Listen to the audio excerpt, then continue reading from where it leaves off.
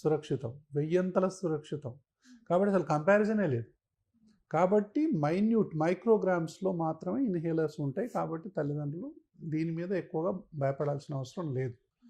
So వాళ్ళు చెప్పింది వీళ్ళు చెప్పింది అలవాటు అయిపోతారని ఏదేదో వచ్చి ఈ విషయం మీద గంటలు పాపం బాధపడుతూ ఉంటారు. నేను అందరికీ చెప్తుంటాను ఏంటంటే అనవసరమైన ఆందోళన పడొద్దు. సో దీని మీద వచ్చి గొడవ పెట్టుకునే వాళ్ళు కూడా ఉంటారు. ఏంది సార్ ఇంకెన్ని రోజులు సార్ అంటారు. అంటే వీళ్ళ బాధలన్నీ పోతాయి. అంతకుముందు సంవత్సరానికి ఒక 5 సార్లు 10 సార్లు అడ్మిట్ అయ్యే వాళ్ళు ఉంటారు. ఇక్కడికి వచ్చిన తర్వాత అడ్మిషన్స్ ఉండవు.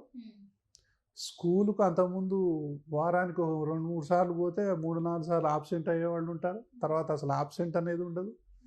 అంతకుముందు నిద్రపోలేని వాళ్ళు ఇప్పుడు మంచిగా నిద్రపోతుంటారు. అంతకుముందు ఆడుకోని వాళ్ళు ఇప్పుడు మంచిగా ఆడుకుంటుంటారు. అయినా అనుమానాలే, అయినా అపోహలే. ఎంతకాలం వాడాలి. ఇంకొంతమంది అయితే విచిత్రంగా ఉంటారు. చిన్నపిల్లలు అప్పుడు ఎత్తు తక్కువ ఉండేవాళ్ళు సడన్గా పెరిగిపోతారు.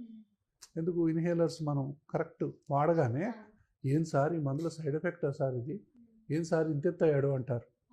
అంటే మనం ఏం చెప్తామంటే ఎదిగే మొక్క మీద బరువు తీసాం, మొక్క పెరిగింది, దానికి కూడా ఆశ్చర్యపోతారు, దానికి కూడా అనుమానపడతారు. అంటే తల్లిదండ్రుల అనుమానాలకు అపోహలకు అంతే లేదు. ఏది ఈ అలర్జీ విషయంలో, ఆస్తమా విషయం అంటే వాళ్ళు కావాలని కాదు, తెలియకనే.